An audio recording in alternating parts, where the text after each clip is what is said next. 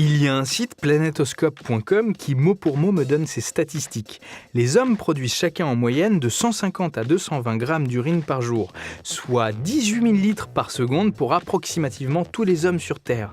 Cela représente 566 millions de tonnes d'urine par an pour 7 milliards 51 millions d'habitants de la planète en juin 2012. Je me suis dit que ça pouvait faire le scénario d'un super nanar où la surpopulation serait prise au piège à cause de l'eau qui n'arriverait pas à se filtrer suffisamment vite suite à la quantité d'urine que l'homme déverserait dans la nature. J'ai demandé à ma compagne, qui est biologiste, si ce scénario était possible et m'a simplement répondu que bullshit, notre espèce aura sûrement disparu à cause d'un manque de nourriture, l'extinction de masse et le réchauffement climatique. J'en ai parlé à Kevin qui m'a répondu: Sinon mec, on fait un film avec des tornades de pisse, on appelle ça Pipinado, en hommage à Sharknado, et puis on vend ça à Netflix, on se fait des coups en or. Du coup, persuadé par mon scénario plausible, sur une échelle urbaine lors de l'Oktoberfest quelque part en Allemagne, je me suis dit que ce serait intéressant de voir si une bière spéciale avait été inventée sans qu'elle te donne envie de pisser. Un truc utile qui arrangerait les mairies, mais aussi toutes les personnes qui se retrouvent prisonnières entre le pub et leur domicile ne sachant plus où pisser. J'ai donc fouillé la toile à la recherche de cette perle rare, et je suis tombé sur Bayer Crop Science,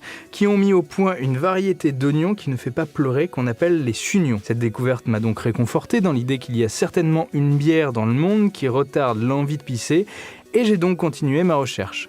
Je suis tombé sur les nouvelles paires Adidas, les Original Muren Oktoberfest, en cuir, qui bénéficient d'un revêtement DPBR, un drôle d'acronyme pour signifier que les chaussures résistent à la fois à la bière, mais aussi au vomi. J'ai poursuivi mes recherches en tapant littéralement dans la barre de recherche « la bière qui ne donne pas envie de faire pipi ». Je suis tombé sur un article de l'Express où des chercheurs belges créent de la bière à partir d'urine.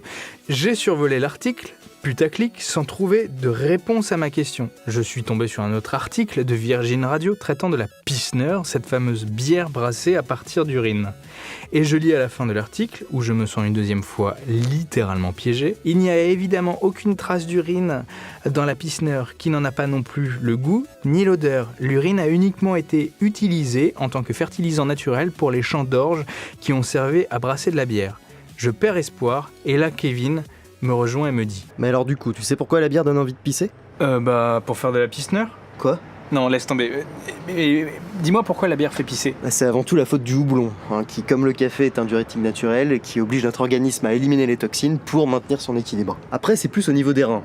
Plus tu filtres des déchets présents dans ton corps, plus ils ont besoin d'eau pour assurer leur dilution. Ce sont les résines de houblon qui te déshydratent et l'alcool qui inhibe l'hormone antidiurétique. Et c'est elle, en gros, qui te fait pisser. En gros, alcool plus résine de houblon égale pipi. Ton corps se déshydrate et bonjour la gueule de bois.